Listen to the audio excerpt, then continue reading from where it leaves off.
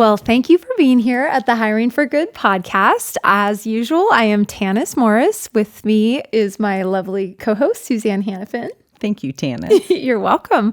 And we are leaders at Acumen Executive Search. We started Hiring for Good to discuss the leadership journey and learnings with amazing executives from a variety of industries. This morning, we have a very special guest joining us. Probably one of my favorite executives in the world. And I'll speak a little more on that later. But first, let me introduce you to John Morris, who is a highly respected senior executive in the ad tech industry, known for his visionary leadership and expertise in digital advertising architecture.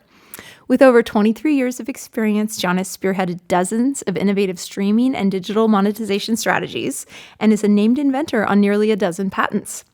His core competencies lie in identifying, architecting, and delivering elegant solutions to solve complex problems. As a leader, John is motivated by the challenges inherent to the distribution and monetization of digital content while fostering a culture that values groundbreaking ideas, diverse perspectives, and delivering value early and often. With a deep understanding of technology and the market dynamics, John has been instrumental in shaping advanced ad tech solutions that drive impactful results and optimize performance for brands across the globe. His strategic approach to innovation and his talent for building high-performance teams have positioned him as a key industry leader. A dedicated architect of transformative advertising strategies, John is passionate about driving growth and setting new standards in the evolving ad tech landscape. Working with and in quality assurance, sales, engineering, and at the executive level across startups, midsize, and large public companies has given John a unique perspective on what it takes to build and grow a business. I will also add that John is my husband and I've been bothering him to be a guest on our podcast for many months. And I'm thrilled that we had an opportunity for him to join us on rather short notice. So, John, thank you for being here. You are my personal favorite executive in the world, my dream guest. So I'm so glad you could join us. Well, thank you for having me. Yeah, what an incredible background, just hearing this. So share with us, John, your journey and how you got where you are today. Sure. Well, I feel like I sort of just stumbled into this journey. Many years ago, 2001, I was putting myself through school. I was a mechanical engineering major. I was selling real estate to pay the bills and to put myself through school. Never saw that as a long-term career path for me, the real estate career. I switched majors to computer science, and I really wanted to go work at a startup company. I wanted to learn things from the ground floor up. So I went to work for a company in my hometown of Washougal, Washington, called Abacast, which was a very early peer-to-peer streaming company that worked with broadcasters, primarily AM, FM broadcasters, and helped them deliver their content for less money than they otherwise could, because that was where the sort of peer-to-peer bandwidth sharing technology came in. It wasn't long before the ad tech sort of began to bloom, and publishers' need and desire to actually monetize their content. So shifting from saving money to making money was a big deal. And at the company, we sort of began to pivot and started building ad tech solutions. Which was some of it was very new. It was very exciting. But I did sort of held probably every job that you could hold at a software company during that time. I was hired as one of, if not the very first QA person. So I was responsible for all of the quality assurance. When I joined the company, we actually weren't shipping a product yet. So the entire C-suite was very anxious to get a product out the door. I helped sort of assess where the software was at the time, and helped with getting it launched, et cetera. I spent about 13 years there, sort of culminating with the role of CTO and co-president before we were acquired by a larger but still private software company. I joined that company, sort of led the engineering team, spent another 7 years at that company, just continuing to grow both personally, professionally, and build the product, built the customer base, built the team. So probably roughly doubled the team over that time before we were spun out and acquired again. So this is just going back to 2021. I went from that sort of larger private software company to a $1 billion public company. I spent about 2.5 years there, continuing to grow the team. So again, probably tripled the team, probably 4 or 5x revenue. Did a lot of really fun, a lot of exciting things,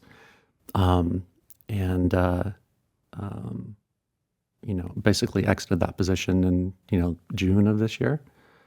Now I'm trying to figure out what I want to do when I grow up. Well, and you've had, again, not very many people start up through growth, then being acquired, more growth, then a Fortune 500 company. And each one is so different. Mm-hmm. And there's plus and minuses for both, right? For sure. Yeah. Where do you see, especially with software being innovative, where's the sweet spot that you think real innovation comes from? It's a really good question. When I think back to the earliest days, we were doing things that just had never been done before. So, one of my patents is around dynamic server-side ad insertion. I don't know if that will mean anything to any of our absolutely nothing. But we, figured out how to stitch ads into live content in real time and at scale. So delivering, tens or hundreds of thousands of concurrent streams for events like FIFA World Cup and Major League Baseball, World Series, and you name it, right? Large scale events. Back in the early 2010s, which is sort of a long time ago in some respects and sort of not. But there was a lot of just really raw, pure innovation where a very small team of talented people were just heads down, really thinking through what's the next big thing that we need to accomplish and why. The why was always to serve our customers. We were always trying to figure out, my sort of stance has always been, if I can make my customers successful, I'll be successful. But there's a lot of, trials and tribulations, right? There's a lot of, I signed, towards the end of my tenure at the startup, I signed everyone's paychecks, right? And so, there were a lot of times where, we questioned whether or not we were going to make payroll. And right, that can be pretty stressful. Going, sort of leveling up then to the next larger companies, payroll's not a concern anymore. And there's still innovation that's happening, but it's happening at a different scale and it's happening at a different pace, I would say. So, over the following, 10 years or so, there was a lot of innovation. We did a lot of really interesting things, I would say, but sort of at a much slower and more deliberate pace. So more resources, but a little more cautious. And that's okay. Again, there's a lot of really amazing things that we built, some really interesting holistic yield optimizations for delivering advertisements, into that same live content and podcasting content. But it's not quite as raw. Yeah. So I'm curious to hear, in your opinion, you've had a lot of experience in a lot of different lanes. What have been the most formative leadership experiences for you? Or can you pick maybe just a couple to touch on? So, a lot of, what's the right way to say this? a lot of people, I think, are sort of forged by fire. You learn a lot when you're under pressure about yourself and about those who are surrounding you.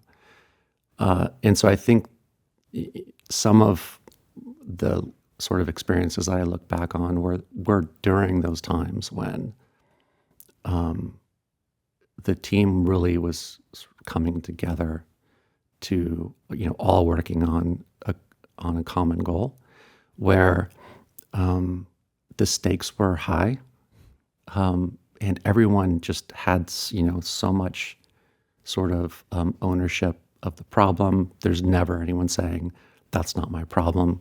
The conversations are more like, how can I help?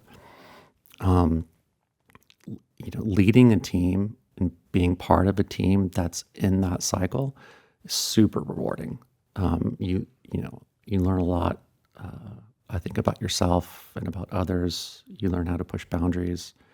You learn how to ask for things that can be sometimes uncomfortable, like those conversations like, look, I really don't want to work all weekend, or ask you guys to work all weekend, but we're going to have to work all weekend. We're going to have to get this figured out. We're going to have to get this done. Like, my personality is not exactly my personality. I'm I'm a little bit, softer probably. But those experiences where you get to sort of, lead by respect, it becomes easier. Yeah. No, I understand. And again, having these three really different cultures and environments, you said, I like that you said you learn under pressure what's important to you and the values that you show up with. What did you learn about yourself? And then what did you learn as a leader managing people during, again, these different stages? I learned, I think, that I work well under pressure. I think that pressure for me can sort of be a calming experience. I sort of just naturally hunker down and focus. As a leader, I think I've learned to trust my gut. I think earlier in my career, I really second guessed myself all the time, like every decision. Often spending more time thinking about the decision I had made after the fact than before. And so I've learned, things have worked out relatively well. Not just in my career, but I think looking back at those decisions. So I've learned, like trust your gut, like, still verify, like you still want to look back and say, did I make the right decision? If not, why? Because I think like we're learning every single day. I think as humans, right? And I think about my life like that. I think about my job like that. Every single day is a learning experience. And so it is important to sort of look back, but not dwell. Yeah. I think also I obviously know you very well, and I know many of the folks who have worked with you and for you over the years. And I think that most of them would speak to you're unique as a leader, because even if you ask them to do hard things, I think that you're like right there with them. Or do you want to, when Suzanne asks you like how you've grown as a leader, do you want to describe your leadership style and maybe how it has metamorphosized and evolved over time? So first of all, I tried to lead from a position of respect and understanding, I think is how I would phrase it. And it's a respect both for my team, and hopefully it's reciprocal. Hopefully it's respect from them for me and for what we're trying to accomplish. And the understanding piece is that we're humans. Sometimes we make mistakes. It's important, I think, to like really evaluate sometimes if things don't go well. I'm not the person who's going to fly off the handle. I'm going to attempt to evaluate, like, why didn't this work the way that we wanted it to? Or why was this mistake made? And then let's come together, figure it out, and learn from it. That's the general approach that I take. I'm also never going to ask someone to do something that I wouldn't do myself. And so I think I mentioned a minute ago, like there's some of those, all-nighters or weekend pulls. If we're doing those things, if I'm asking somebody or a team to put in long hours, I'm there with them. I might not always have ownership of key tasks, but I'm going to be there, to help wherever I can help, to stay sort of plugged into the team, so that if I have senior leadership who says, "Hey, John, what's going on?" I can provide a timely and accurate report without having to go take cycles away from the team to say, "Hey, what's going on? Tell me what's going on. I need, CTO wants to know what's happening." So that's how I try to lead. Yeah. And so here you have this inherent values. Mm-hmm. So when you look at hiring a team, what are some characteristics or values that you place heavily when making those decisions? Culture is super important to me. There are so many talented people that, I want to hire, the most talented person that I can find for the role, who's going to care deeply about delivering value to our customers, who is, I try to always think about hiring people who are smarter than I am, which is maybe not that challenging, but I want to be surrounded by the most intelligent people, right? I want to be the dumbest guy in the room, because I think that's how we learn quite often. And, that person needs to really fit in with the team, with the rest of the team, and with the culture that we're building. I think culture, sort of evolves. But, we spend so much time in the workplace. We spend sometimes more time in the workplace than we do with our families. So it's important that, you have someone, the person you're hiring on the team or for the team, for whatever role it is going to be, a really, not just a key team player, but that it's going to help drive the team and not tear it down. Yeah, absolutely. And you've had such an interesting progression, because a lot of times you talk about this culture and what draws somebody to a startup, that's the environment they like. And again, here you went to mid-sized organization and a huge organization, all very different culturally. What are some of your successes or lessons learned taking these values into such different cultures themselves? Yeah. So I think I've been lucky to an extent that the culture that, I helped to create really, it didn't just survive, but I think expanded into the other organizations. So our culture, I wouldn't say like took over or replaced. I think the other organizations were pretty well aligned already. It was a good fit. It was pretty easy to plug in to those other businesses.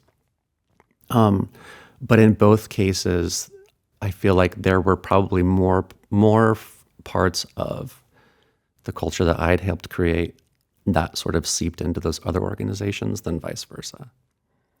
And so that sort of, leading by respect. I didn't mention this, but I also like to have fun. And so when you can, I think there's a certain amount of fun and lightheartedness that's really helps. I think there are a lot of really positive aspects that sort of bled into those other cultures. Yeah, and what a huge success, because I do believe culture is tone at the top. And that if you've created such a strong environment that could go, to continue with different ownership and different perspectives, that says a lot about you. So Thank you. great job. And so looking back in leadership, what are some of your biggest successes that you are really proud of? I am really just so proud of the growth I've seen in the team. So just the personal and professional growth, and some of these folks I worked with for 20 years. So it's a lot of aspects of being a team. Like being a team, you really need to be able to count on each other and all sorts of those other things. But there's also a little bit of family that sort of seeps in, over time. I would say big, Sure. especially with that long of time. Your Yeah. kids know each other. That's right. You can't help but become personally attached. Yeah, absolutely. Yep. And my best friends are some of those folks that we, spent 20 years together, right? Just being honest. I'm really proud of the product that we've built. So the success that we've helped, our customers achieve is something I'm really proud of. I think that in the early days, especially, we helped, myself and a small, like a very small handful of people, helped really shape an industry. And I'm proud of that. It's something Absolutely. I think fondly of. Yeah. So, John, this is particularly fun for me to ask you, but if you are to look back over, all of the lessons learned and all the experiences that you've had, what advice would you give to your younger self? That's a good question. I might have mentioned or I might have said something about this, but I think a big piece of advice is trust your gut. So, make a decision and sort of go for it. Look back and maybe take some measurements over time, but don't dwell on the decision you made. And maybe just believe that you can do it. Believe that what you're working on is going to be bigger and more important than you think. And don't forget to have fun. It's funny, that advice, I don't know what made me think about it, but it's also like parenting too. Yeah. That we sit there and go woulda, shoulda, couldas a lot, not just with work, but again, in our personal lives. And everything you said made me think of parenting. We forget to have fun sometimes, and we forget to take risks. And so whether it's kids or business. So a mentor, like if you were a mentor of a 20-year-old-ish today, would that be the same advice you would give them that you would give your 20-year-old self? Yeah, I think so. Okay. Every situation I think is a little bit different. I think that looking back, if I were going to change anything, I don't know. I don't even know if I want to say I want to change anything because it's been great. I think if I were going to change anything, I might have wanted to sort of take more ownership. So maybe not have spent the last 10 years working for others, but to build my own company, after some of this, sort of early success. But I wouldn't but I wouldn't take away because I've learned so much, right? Like I've learned so much that I don't want to trade that. Yeah. And so highlight those learnings. Like what was so pivotal in your life that you kind of go now looking back, wow, that was so impactful. So learning or just experiencing some level of success and failure, I think is really important. Like being there and living through that, the good times and the bad, and then sort of like, having confirmation that you'll make it through the other side. You'll live to fight another day is really valuable. And sometimes those can be really tough lessons. But I've also learned a lot about just what it means to build a team, to be, a functional member of a team, how to sort of communicate to there's a lot of different types of people, right? And so, having a conversation with a CEO or pitching a CEO, on an idea that you have that you're sure in your gut is the right idea, that changes from company to company. And so having some experience with that and understanding that, different people, there's different types of people who really respond differently to like different types of like, what data do you need to present a solution to get traction? What's the sort of form factor of that presentation? Is it a presentation? Is it slides? Is it a short narrative? Do folks, learning lessons about, the person that you're trying to convince of, whatever argument you're making, how do they prefer to receive information, I guess is what I'm trying to say. And so, now it's much easier for me to sort of to sort of spot or figure out like how best, how can I present this argument or data or whatever it is,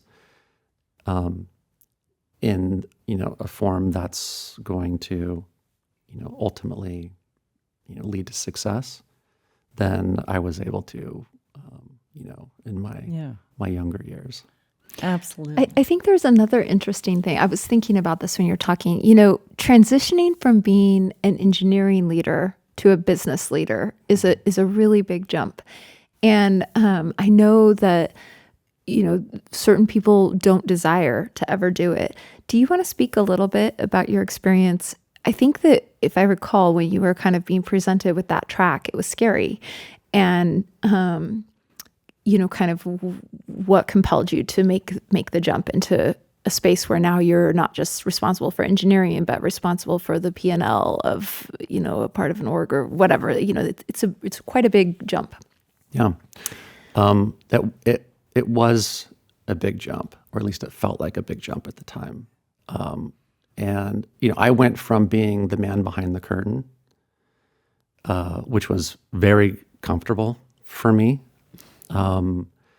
to, being the guy out front who still sometimes was the man behind the curtain, but to the outside world was the person who was sort of the face, right? And so when that, when we were acquired in 2014, it was about a year later that the gentleman who was my boss's boss tapped me on the shoulder and said, "Hey, John, I think you could be an engineering leader here at this company for as long as you want. You're amazing. But I think that you'd be selling yourself short. I think that you should pursue, more of a leadership track, in this, over the whole business. Not only with engineering. And I don't mean not only with engineering as if that's a little thing. It's not. It's just a change, right? And I was terrified. I thought, I can't do what my boss does. My boss can walk into a room and talk to anyone. He can go, sit on a panel in front of 1,000 people and have a conversation about, streaming and ad tech and all these things that we're doing, right? And he has a Rolodex. He has people he can call outside of the company when he has, business questions or whatever the case might be. I don't have that business Rolodex. I have plenty of tech folks I know that I can call. And it was really this individual and the CEO of the company both who had a number of conversations with me, and they said, John, you can do this. We know you can do this. And so I agreed to take the leap, and it was it was a little terrifying at first. Yeah. And I think again, what I learned, I'm sort of a weirdo. I'm sort of like a weirdo, engineering nerd, who also can be extremely social. Probably prefer to not always be as social. And